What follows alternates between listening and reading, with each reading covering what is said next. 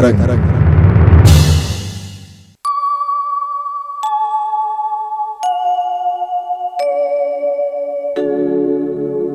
दाता तेरे आंगन में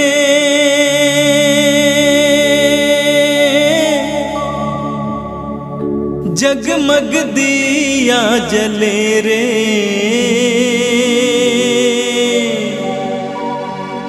जगमग दिया जले।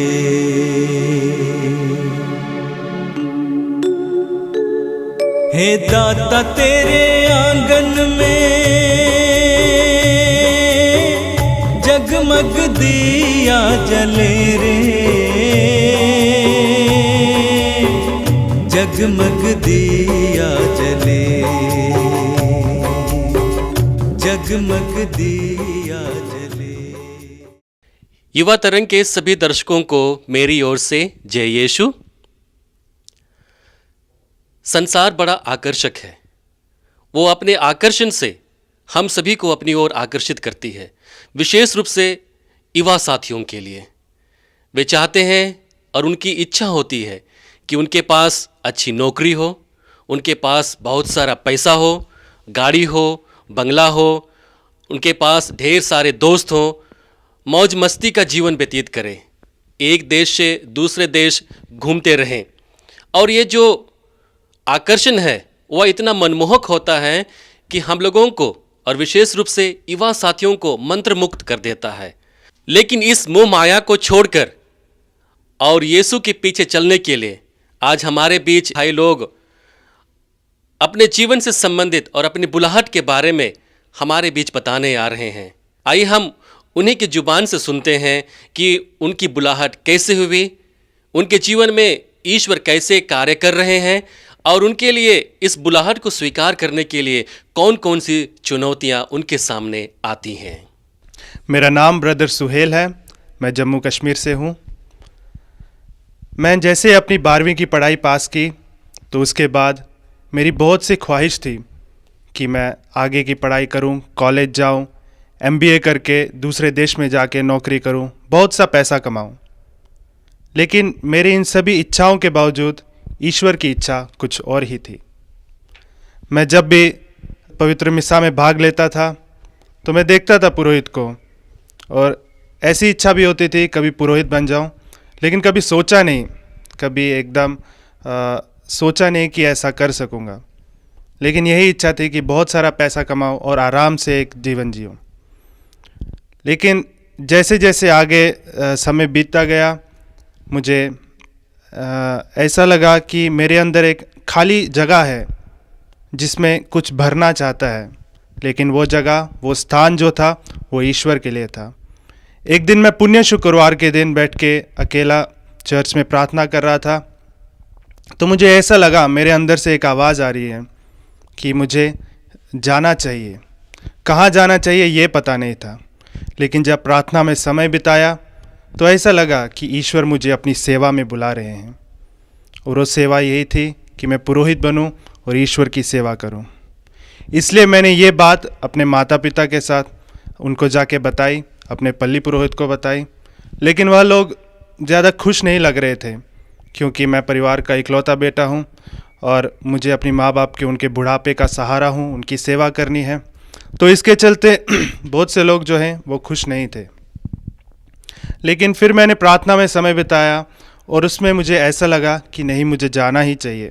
और मेरी पल्ली में एक ब्रदर भी थे जो मुझे रोज़ाना सेमिनरी या गुरुकुल के बारे में बताते थे कि वहाँ का जीवन कैसा है। तो उनकी बातें सुन के मैं काफ़ी प्रोत्साहित हो गया और मैंने एक दिन गुरुकुल में आ गया और सेमिनरी ज्वाइन किया। देखिए, हर जीवन में चुनौती होती है, लेकिन जब मैं गुरुकुल में हूँ और मैं कुछ ही समय में 1 या 2 साल में पुरोहित बनने वाला हूँ, तो चुनौतियाँ जो है वो बढ़ जाती हैं। क्योंकि आज आप जाते हैं कि टेक्नोलॉजी कितनी एडवांस हो गई है, मोबाइल, कंप्यूटर्स, इसमें भी हमको भी आगे बढ़ना चाहिए और इनका कैसे इस्तेमाल करना है, अच्छा इस्तेमाल, बुरा इस्तेमाल, हम सबको पता है। इसलिए वो हर व्यक्ति तक है कि वो कैसे इस्तेमाल करेगा।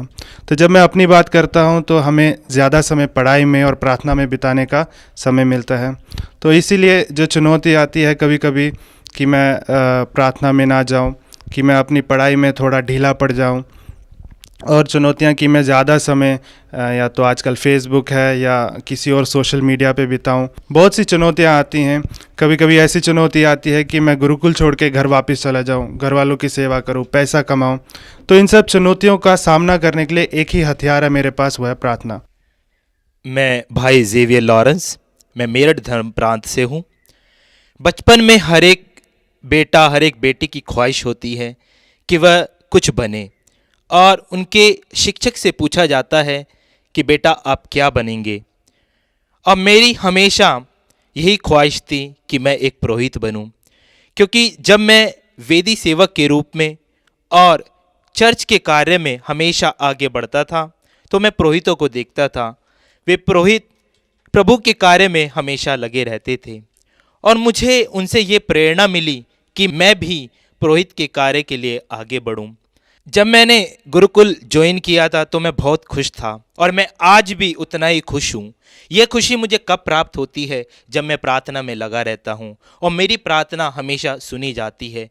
जब मैं प्रार्थना करता हूँ, मेरे बीच कई सारे उदाहरण हैं कि यह प्रार्थना सुनी गई है और लोगों के बीच में चमत्कार होते हैं।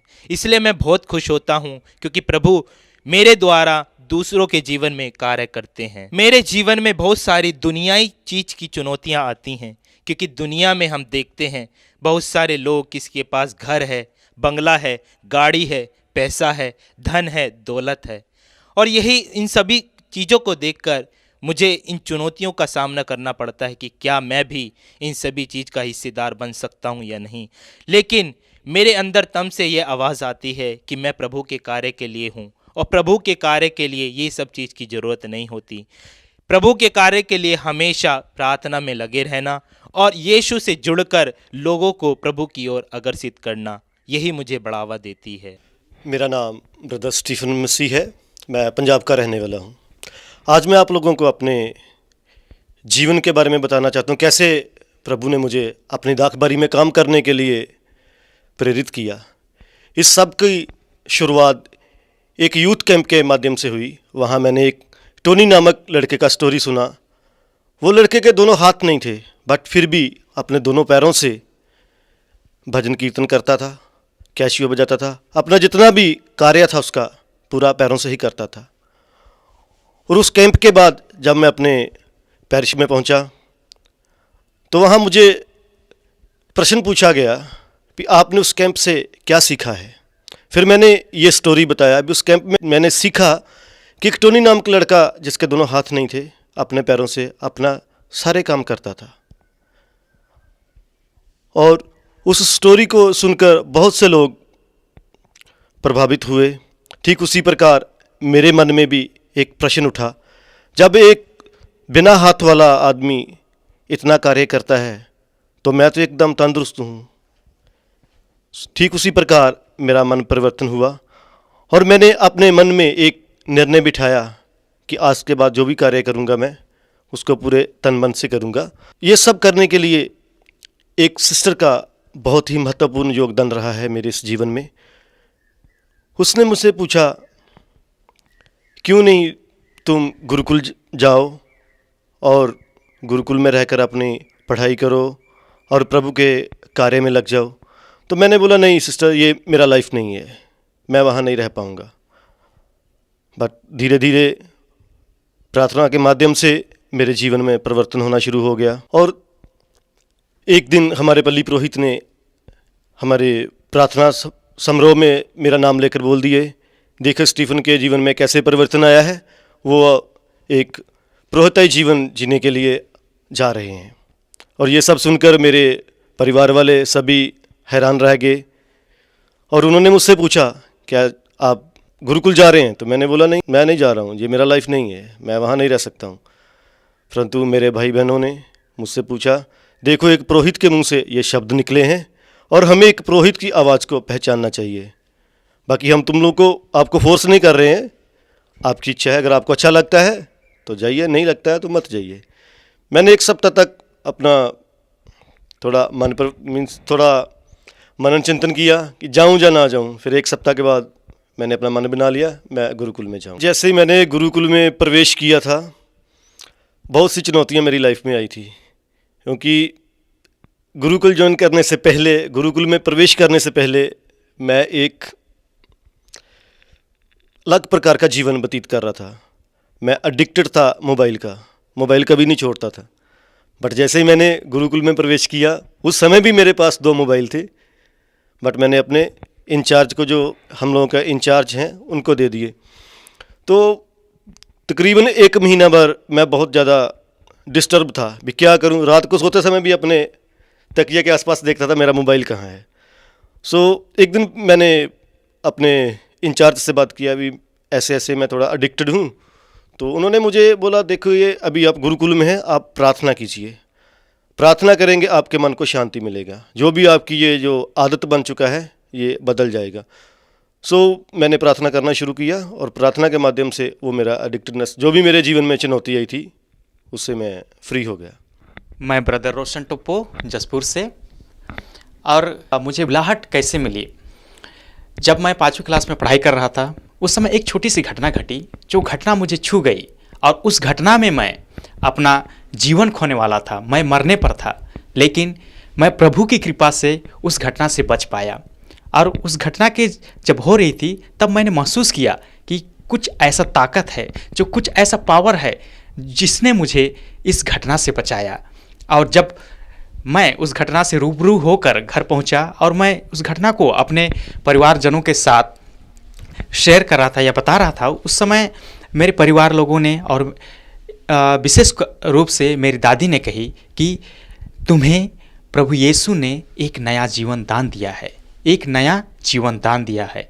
और यही शब्द मेरे को घर कर गई और मैं मन ही मन सोचने लगा, क्यों ना मैं इस जीवन को प्रभु यीशु के कार्य में लगा दूं या न्यौछावर कर दूं। तो उसी मन को, उसी चीज़ को लेकर, इसी बातों को लेकर मैं पढ़ाई को जारी रखा। गुरुकुल में 10वीं पास करने के बाद जाना चाहता था, लेकिन मेरे पिताजी बोले, पहले तुम अपना +2 कंप्लीट कर लो, उसके बाद में तुम जा सकते हो। तो +2 कंप्लीट करने के बाद में मैं इंटरनेट से जम्मू श्रीनगर डायसिस का एड्रेस निकाला, और जिस स्थान को मैं कभी देखा नहीं था, कभी गया नहीं था, पहली बार मैं घर से बाहर निकला और प्रभु की कृपा से मैं बिना जाने, बिना पहचाने, किसी को नहीं जानता था, और अपनी यात्रा शुरू किया जम्मू के लिए। हाँ, मैं इस चीज़ को भली भांति देखता हूँ और महसूस भी करता हूँ कि मेरे सेमिनरी की गुरुकुल में आने के बाद में मेरे घर परिवार में काफ़ी आशीष आई हैं। प्रभु की कृपा हमेशा बनी रही है। चुनौतियाँ तो हर एक के जीवन में है, उसी तरह से मेरे बुलाहट में भी अनेक प्रकार की चुनौतियाँ हैं। जब मैं बाहरी जीवन को देखता हूँ, लोगों को देखता हूँ, अपने दोस्तों को देखता हूँ, तो वे कुछ लोग नौकरी कर रहे हैं, गाड़ी लेकर घूम रहे हैं, अपने दोस्तों के साथ खूब मौज मस्ती कर रहे हैं। लेकिन उन सबों को देख के मुझे भी लगता है कि मैं भी अपना गुरुकुल जीवन छोड़ करके उनके साथ जाऊं, पैसा कमाऊं, उनके साथ अच्छे से खूब मस्ती करूं। लेकिन मुझे अंदर से मुझे जो बुलाहट मिली है, वो मुझे एक तरह से हमेशा आह्वान देते रहते कि नहीं, तुम अपना जीवन ईश्वर के कार्य के लिए समर्पित कर चुके हो, तो क्यों उस जीवन को अपनाना चाहते हो? आप इसी जीवन में रह के खुश रह सकते हैं, तो फिर क्यों उस जीवन को चुनना चाहते हैं? तो फिर मैं कह सकता हूँ, मैं इस चुनौतियों को भी सामना करने के लिए तैयार हूँ, क्योंकि प्रभु यीशु मेरे साथ है। हमें उम्मीद है कि आज का यह कार्यक्रम हमारे युवा भाई बहनों के लिए प्रेरणा का स्रोत हो, ताकि वे लोग भी अपने जीवन में अपने बुलाहट को पहचान सकें, ईश्वरीय राज्य के लिए अपने आप को समर्पण का जीवन जीने के लिए तैयार कर सकें। क्योंकि प्रभु अपने शिष्यों से कहते हैं, फसल तो बहुत है पर मजदूर थोड़े। फसल के स्वामी से विनती करो कि फसल के लिए और मजदूरों को भेजे। पुनः हमारे सभी साथियों का हम आश्रम परिवार की ओर से धन्यवाद देते हैं, और आप सभी लोगों को धन्यवाद। जय यीशु। सबको जय यीशु। मैं धन्यवाद देता हूं फादर प्रवीण को और मेरे भाइयों को उनके साक्ष्य के लिए। प्रभु उनको आशीष दें। मेरे प्रिय युवा भाई और बहनों, मैं आपसे अनुरोध करूंगा कि आप इस कार्यक्रम के साथ जुड़े रहें और इसका प्रचार प्रसार भी करें। अभी 2 साल पहले की बात है, आश्रम में छत्तीसगढ़ से एक युवती आई थी, करीब 32 साल की, देखने में बहुत ही खूबसूरत, प्रतिभावान और पोस्ट ग्रेजुएट। और उन्होंने कहा कि मैं विकलांगों के लिए कार्य कर रही हूँ, काम कर रही हूँ, दिव्यांगों के लिए, और विशेष करके जो मंदबुद्धि के बच्चे हैं उनके बारे में अध्ययन करती हूँ और उनकी सेवा करती हूँ। मैंने उनसे पूछा कि आपका विवाह हुआ? उसने कहा नहीं। क्यों? तो उसने कहा कि आप जानते हैं सन 2000 में आप हमारे यहाँ आए थे और एक बहुत बड़ी सभा हुई थी, उसमें आप मत्ती अध्याय 6 वाक्य 33 को बार बार दोहराए थे कि तुम सबसे पहले ईश्वर का राज्य और उसकी धार्मिकता की खोज में लगे रहो और ये सब चीज़ें तुम्हें यूं ही मिल जाएंगी। जब मैंने उस वचन को सुना, वो वचन मेरे हृदय में घर कर गया और मैंने तय किया कि मैं विवाह नहीं करूंगी, मैं अपनी सारी जिंदगी ईश्वर के राज्य के लिए अर्पित करूंगी। मैंने उसको समझाने का प्रयास किया कि बेटे ऐसा नहीं है, तुम इस संसार में विवाहित होकर भी सेवा कर सकती हैं। लेकिन अंत तक वो बोलती गई। मैं आपसे कह रहा हूँ कि इतना खुश थी। उसने कहा कि स्वामी जी आप क्यों थोपना चाहते हैं, मैं बहुत खुश हूँ, संतुष्ट हूँ, मैं इन बच्चों की सेवा में अपनी ज़िंदगी गुजारना चाहती हूँ। बहुत ही सुंदर बात। कई साल पहले की बात है, एक किसान अपने घोड़े पर बैठकर बहुत तेजी से भागे जा रहा था और देखने वालों ने उससे पूछा कि भाई कहाँ भागे जा रहे हो? उसने कहा ये सवाल मुझसे क्यों पूछते हो, मेरे घोड़े से पूछो।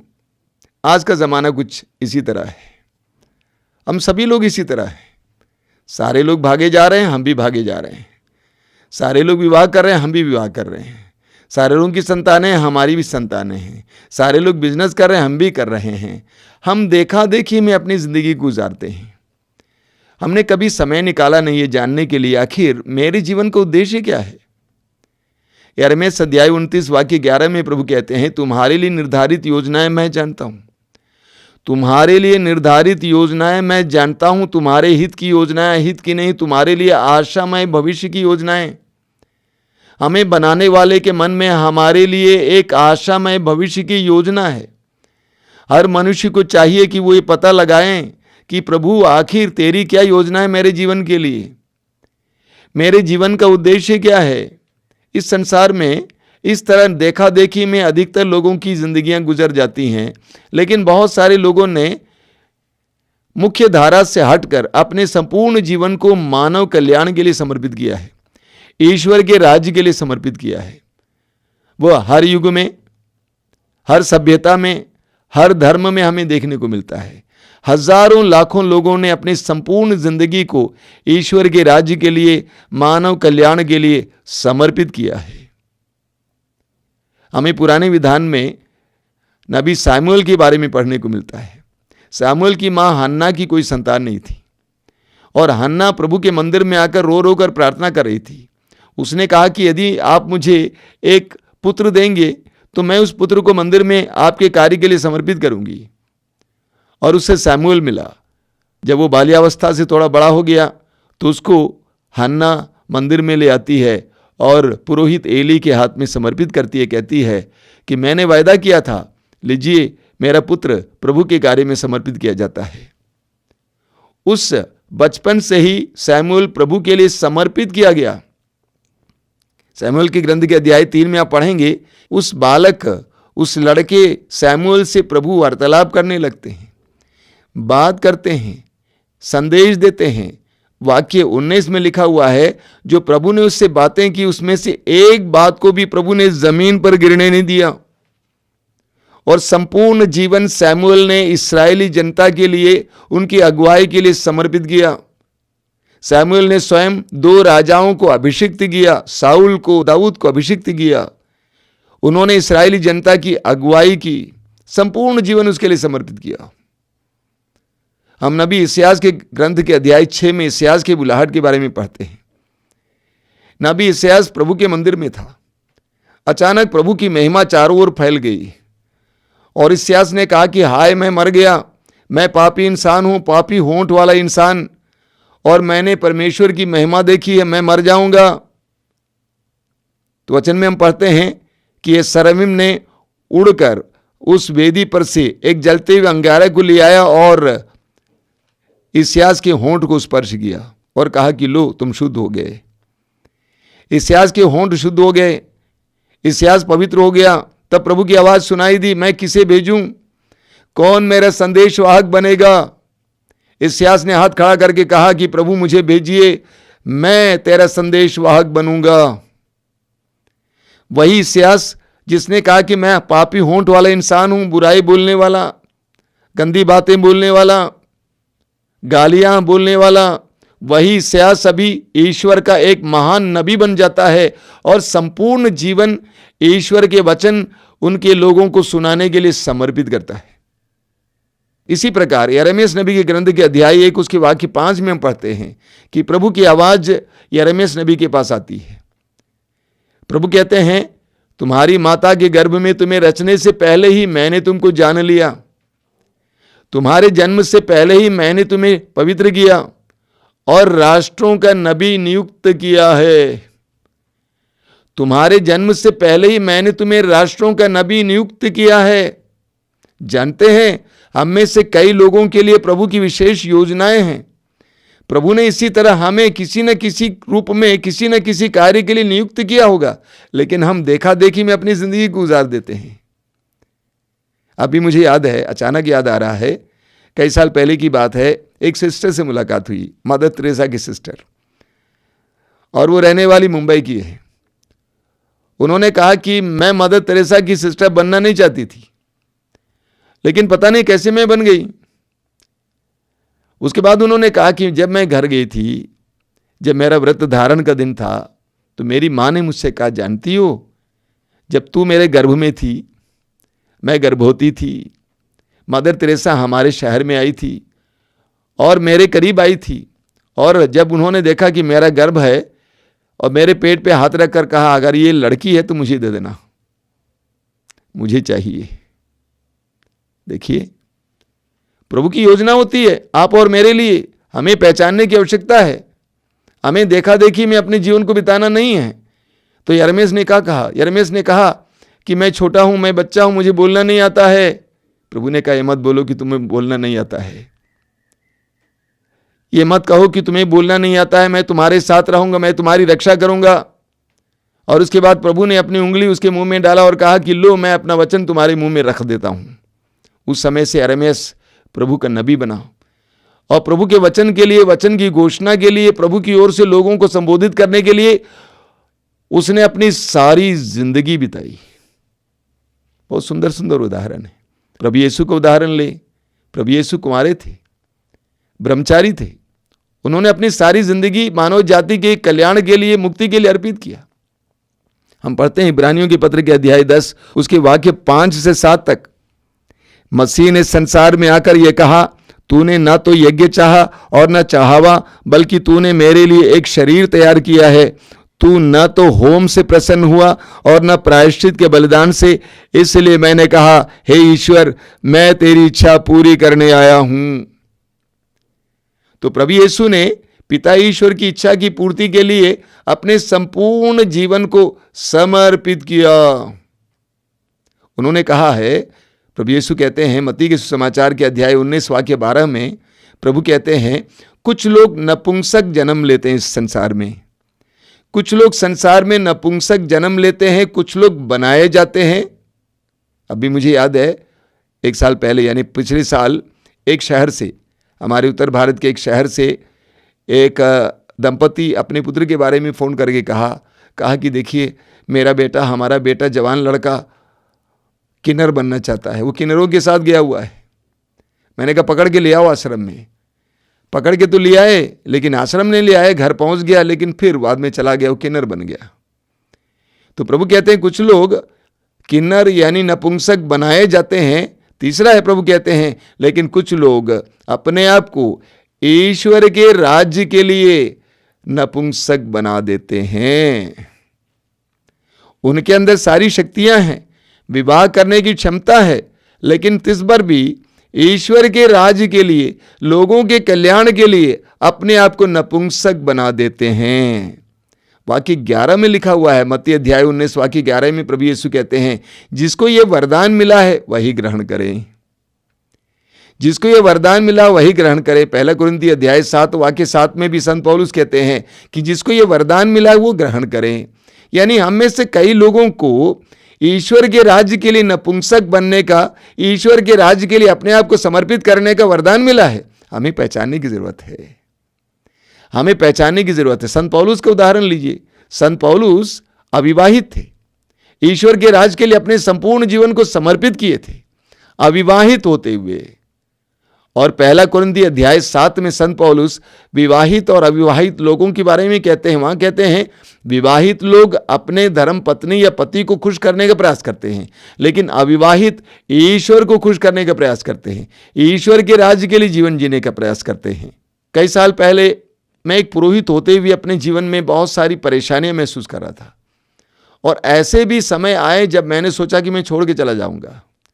लेकिन आज मैं प्रभु को धन्यवाद देता हूं कि मैं प्रभु पर विश्वास करते हुए इस यात्रा को आगे बढ़ा रहा हूं।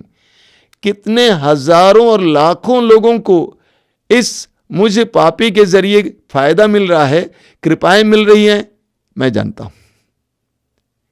मैं अपने आप को पूरी तरह से समर्पित कर पाता हूं। मुझे और किसी बात के बारे में सोचने की जरूरत नहीं है। 100% प्रभु को देने के लिए मैं समर्थ हूं और दे भी सकता हूं, क्योंकि मैंने अपने जीवन को प्रभु के लिए समर्पित किया है। अभी 2 साल पहले की बात है, मैं बेंगलुरु गया हुआ था। एक व्यक्ति के घर पे मैं टिका हुआ था, और वहां पर एक पुरोहित मुझसे मिलने आए, एक फादर, करीब 35-40 साल के होंगे, और बड़े खुश थे। बातचीत के दौरान वो बोलते जा रहे थे, पिछले साल जब मेरा पुरोहित अभिषेक हुआ, बार बार ये बोलते जा रहे थे। मैंने कहा कि आप कह रहे हैं कि पिछले साल अभिषेक हुआ, आप कम से कम 35 साल के हैं। तो उन्होंने कहा कि हाँ, मैं देर से ही पुरोहित बनने के लिए घर छोड़ा हूं। बहुत सुंदर बात उन्होंने कहा। क्या बात है? उन्होंने कहा, मैं काम कर रहा था, नौकरी कर रहा था, और मेरे घर के लोग मेरे लिए लड़की ढूंढ रहे थे, मैं स्वयं ढूंढ रहा था। अचानक एक दिन मेरे मन में प्रेरणा आई, मेरी शादी हो जाएगी, मेरी एक पत्नी होगी, 1 या 2 बच्चे होंगे, और हमारा अपना घर होगा, एक छोटी सी दुनिया। मैं 2-3 जन को खुश करने के लिए अपनी ज़िंदगी गुजारूंगा। क्यों ना मैं संसार को छोड़कर एक पुरोहित बनूं। और वो पुरोहित बन गए। बोले कि मैं हजारों लोगों को प्रसन्न कर सकता हूं, हजारों लोगों की सेवा कर सकता हूं, हजारों लोगों के जीवन में कृपा ला सकता हूं। सचमुच मैंने देखा उस पुरोहित के अंदर कितनी संतुष्टि थी। 35-40 साल के होंगे करीब, इतने खुश, इतने संतुष्ट। उन्होंने कहा कि मैं विश्वास करता हूं कि प्रभु की मेरे लिए यही योजना थी।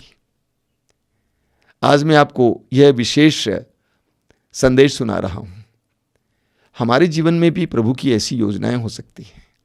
हमें भी प्रभु कुछ अलग से हटकर दूसरी तरह की जिंदगी जीने और लोगों के लिए, मानव कल्याण के लिए, ईश्वर के राज्य के लिए अपने जीवन को समर्पित करने के लिए बुलाया होगा। पता लगाना होगा, समय निकालना है, प्रभु के सामने बैठना है, पूछना है कि प्रभु तू मेरे साथ क्या करना चाहता है, मेरी जिंदगी का क्या मकसद है, तेरी क्या योजना है, तेरे क्या सपने हैं। आंखें बंद कीजिए, प्रार्थना करेंगे। हे प्रभु यीशु, इन वचनों को सुनने वाले मेरे युवा भाई बहनों को आशीर्वाद देना, उनको आज के दिन विशेष प्रज्ञा देना, ये पहचानने के लिए कि तेरे हृदय में उनके लिए क्या योजना है। क्या तूने अपने राज्य के विस्तार के लिए उनको चुना है या नहीं चुना है। कृपा दीजिए प्रभु, उसके लिए अपने आप को अर्पित करने के लिए उनको उदारता दीजिए। संसार में देखा देखी ना करने के लिए, तेरी इच्छा पूरी करने के लिए उनके मन में, हृदय में दृढ़ता दीजिए, विश्वास दीजिए, भरोसा दीजिए। आंखें बंद कीजिए और अपने सिर को झुकाइए। सर्वशक्तिमान परमेश्वर, पिता और पुत्र और पवित्र आत्मा आप लोगों को आशीर्वाद प्रदान करें। आमीन। जय यीशु।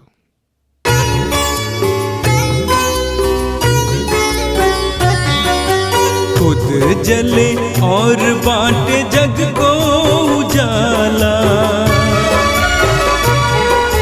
नेह तुम्हारा और तू ही रखवाला। बन के सपन तू ही ज्योति में समाए, बन के सपन तू ही ज्योति में समाए, काहे को जिया जले रे, काहे को जिया जले रे। हे दाता तेरे आंगन में जगमग दिया जले रे, जगमग दिया